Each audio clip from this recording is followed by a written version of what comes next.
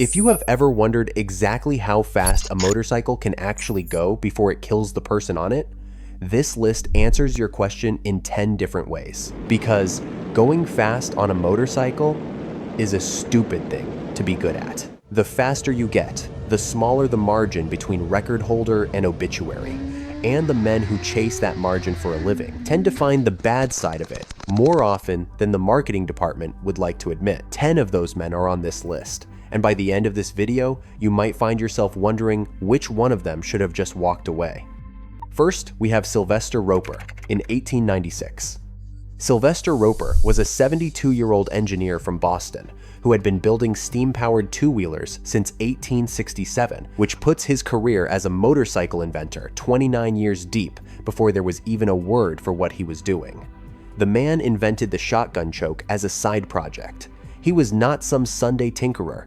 His machine on June 1st, 1896, was a Pope Manufacturing Columbia safety bicycle with Roper's own steam engine bolted under the seat, charcoal-fired firebox, twist grip throttle, which Roper invented decades before Glenn Curtis and Indian got credit for it. By the standards of the day, the thing was a flying machine on the ground.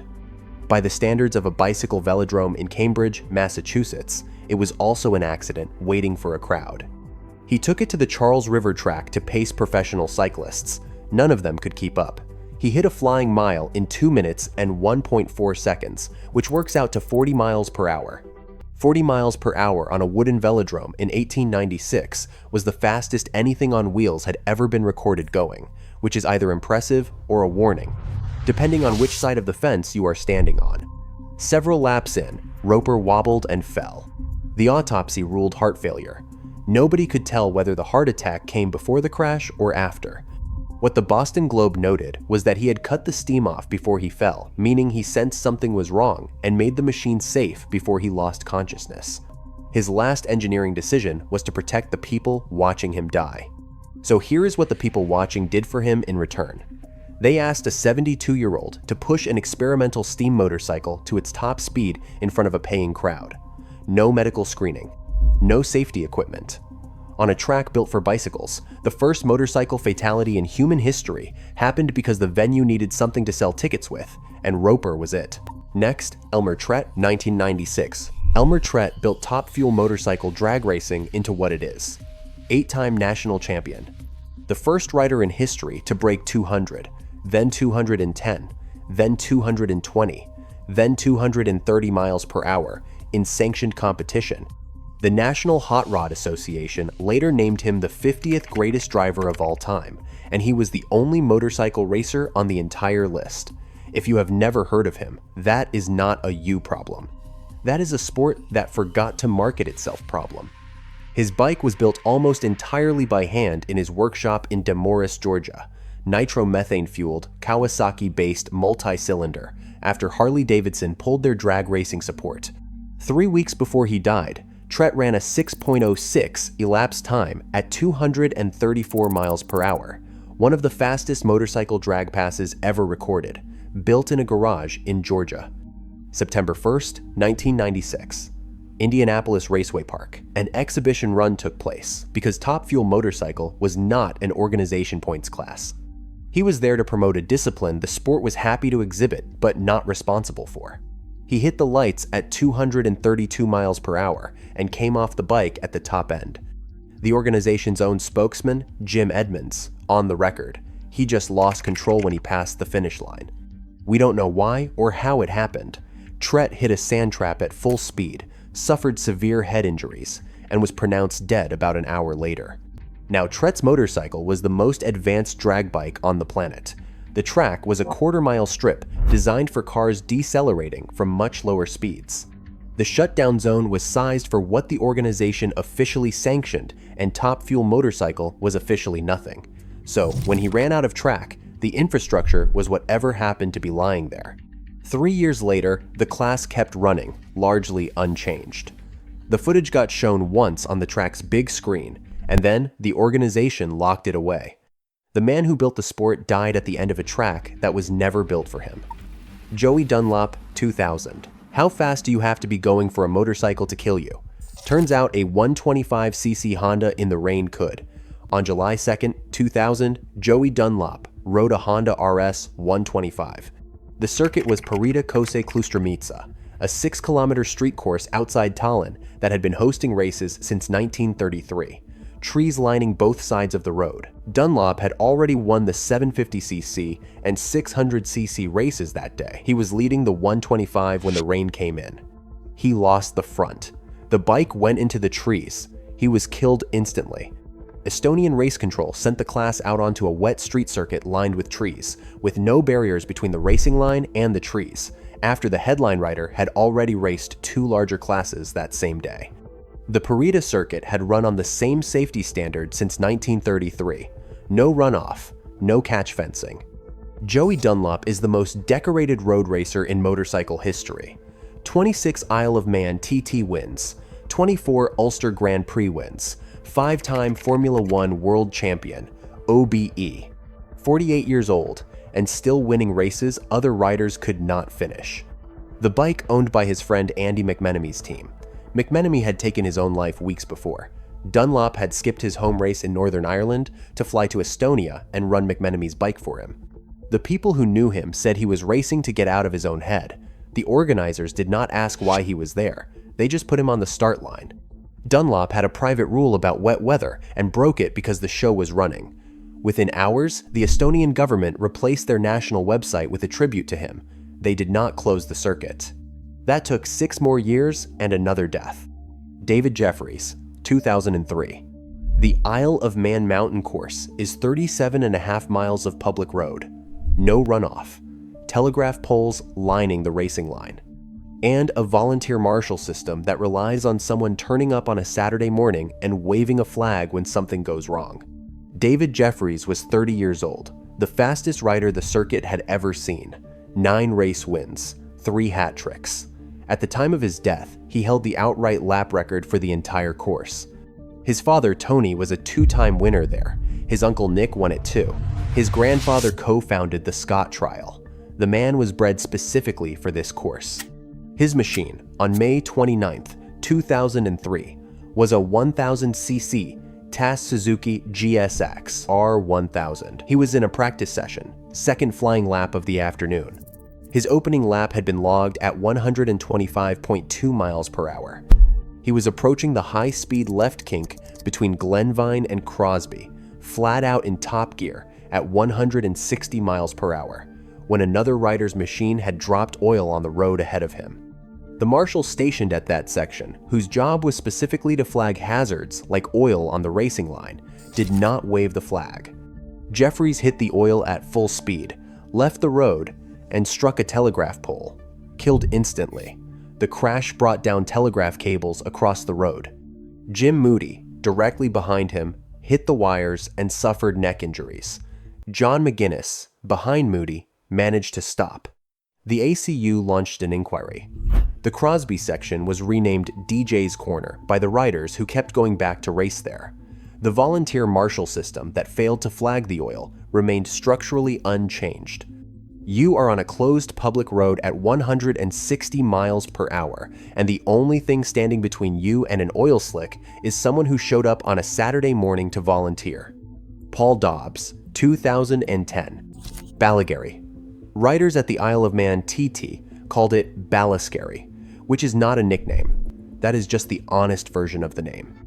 A fast left-hander approached at 190 miles per hour, carrying through at 170, with stone walls on the exit and straw bales between you and the walls. The riders knew what it was. They raced it anyway, because it was on the course. Paul Dobbs was 39 years old, a New Zealand rider who had been competing at the TT since 1999.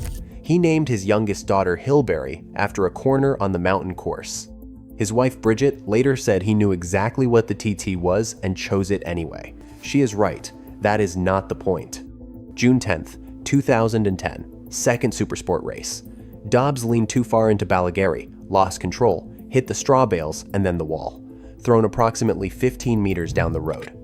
Killed instantly. No mechanical fault. The vehicle examiner confirmed it. The corner did exactly what riders had always known it could do. The same weekend, Austrian rider Martin Leucht died at Quarry Bends. 2 deaths in the same race meeting. Then, the day after Dobbs died at Ballygarry, Guy Martin crashed at the exact same corner in the senior TT. Martin's fuel tank ruptured and the bike caught fire. He survived only because the impact threw him clear before the flames reached him. The infrastructure that killed Dobbs was unchanged 24 hours later when it almost killed Martin. Ballygarry is still on the course. The straw bales are still there, which is either a tradition or a decision, depending on how charitable you are feeling. Picture yourself going into that corner. 170 miles per hour, a crest you cannot see over, walls you cannot hit, and the thing standing between you and those walls is something you would find stacked outside a garden center. Bill Warner, 2013. Bill Warner was the first human being to ride a conventional sit-on motorcycle past 300 miles per hour. He did it in 2011 on a turbocharged Suzuki Hayabusa on a runway in Limestone, Maine. The record was 311.945 miles per hour. He built the bike himself. He came back 2 years later to do something harder, and that is what killed him. The harder thing was breaking 300 miles per hour in 1 mile instead of 1.5. He had needed the extra half mile to stabilize the bike in 2011. In 2013, he wanted to close that gap on the same runway with the same machine and the same 2,000-foot safety buffer the Loring Timing Association had always used. July 14th, 2013. The main event. Around 400 spectators. Warner launched, hit 285 miles per hour past the 1 mile marker, and then the bike began to drift right. He held it upright for another 2,000 feet before running off the edge of the runway. Witnesses said the bike went 40 feet into the air. He was conscious and talking when emergency personnel reached him. He died at a hospital in Caribou, Maine, an hour and 15 minutes later. The Loring Timing Association had set the 2,000-foot buffer without a specific calculation for what happens when a sit-on motorcycle doing 285 miles per hour loses directional control. Inside that distance, Warner had survived a 110 miles per hour crash at the Texas Mile in 2011, broken scapula, 4 broken ribs, punctured lung, and came back. He knew the risk better than anyone in the sport. The association's own investigation later found the crash was caused by a rear tire and rim failure. The tire had passed pre-run inspection as brand new. The machine failed, not the man. The following year, the event coordinator said, "Land speed racing is a fairly safe motorsport. Driving vehicles fast has to, by its nature, present some element of risk." The event continued. The buffer distances did not change. Sam Wheeler, 2016. The Bonneville salt flats had been dying for years before Sam Wheeler arrived in July 2016. The surface was thinner, less consistent, breaking apart in ways it had not done in previous decades. Serious competitors had already started traveling to the Salar de Uyuni in Bolivia rather than trust what was left of the salt. The Southern California Timing Association knew this. They kept sanctioning events at Bonneville anyway. Wheeler was 72 years old, an engineer from Arcadia, California, who had been building and racing land speed machines since high school. His goal was 400 miles per hour on a rear-wheel-driven motorcycle streamliner, which had never been done. The machine he built to do it was 18 feet long, Hayabusa-powered, with a custom aluminium front wheel machined from solid metal, because no rubber tire could survive the speeds he was chasing. July 25, 2016. Test and tune event prior to Speed Week. Fewer marshals than a sanctioned event. Fewer medics on standby. Wheeler was warming up for races scheduled 2 months later. At approximately 200 miles per hour, the rear of the streamliner began to fishtail. The machine slid, then went airborne, and came down directly onto the caged cockpit where Wheeler was sitting. He was alive when rescue crews cut him out. He died 4 hours later at Intermountain Medical Center in Murray, Utah. Now here is the thing about a streamliner that nobody tells you before you get inside one. The aerodynamic shape that makes it fast is exactly the shape that becomes a projectile the moment it leaves the ground. The cage protects you from the inside. The physics happening on the outside are not something a cage was designed for. Wheeler knew this better than anyone alive. He had been refining that machine for 50 years. The salt surface that fishtailed it had been deteriorating for a decade. The test and tune went ahead anyway. Paul Shoesmith, 2016. Before we talk about Paul Shoesmith, talk about the tire. It was a front tire on a BMW S1000RR. It was manufactured in 2014. On June 4th, 2016, it was fitted to a motorcycle doing 160 to 190 miles per hour on the fastest straight of the Isle of Man mountain course. The tire was 2 years old.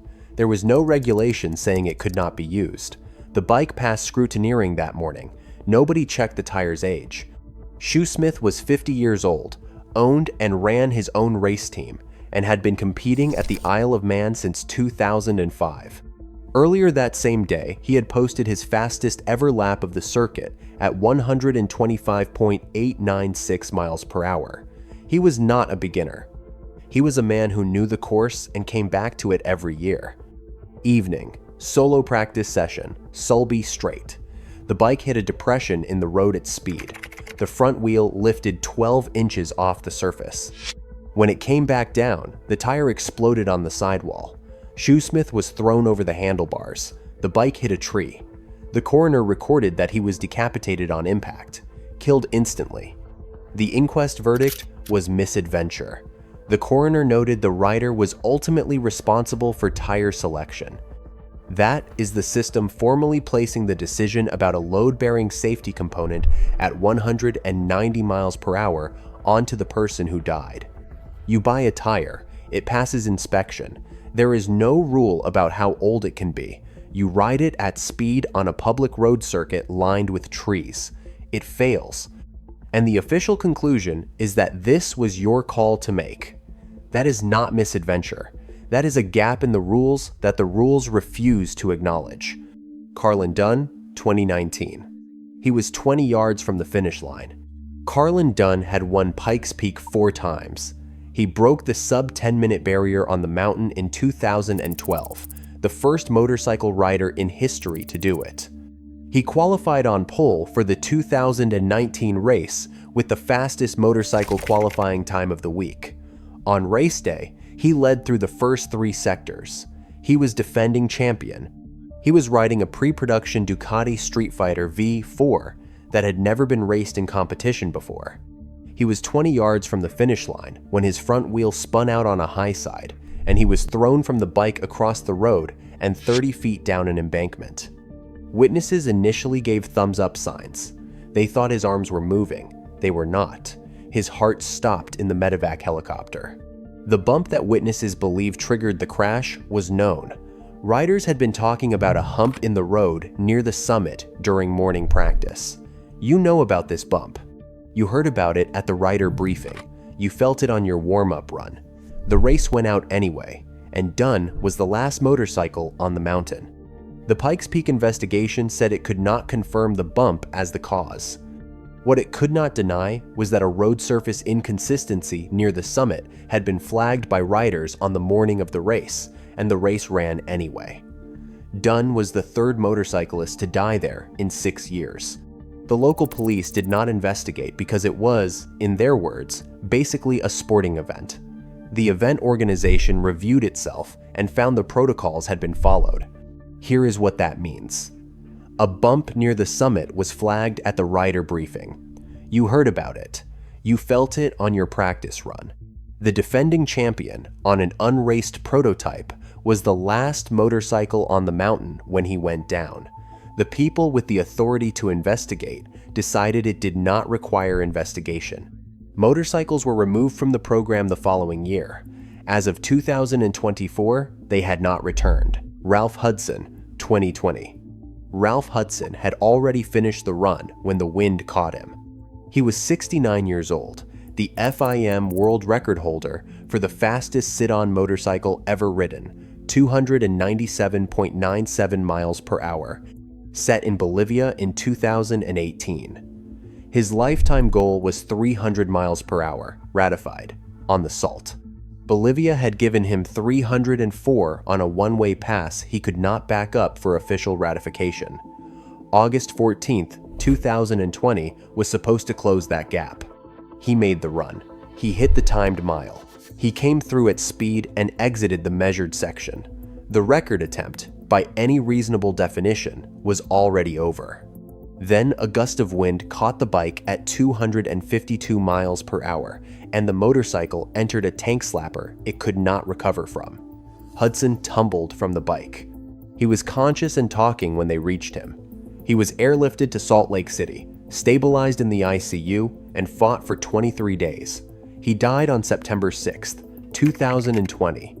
The Southern California Timing Association's wind abort protocol leaves the decision to abort a run to the rider. No hard wind speed threshold, no mandatory hold.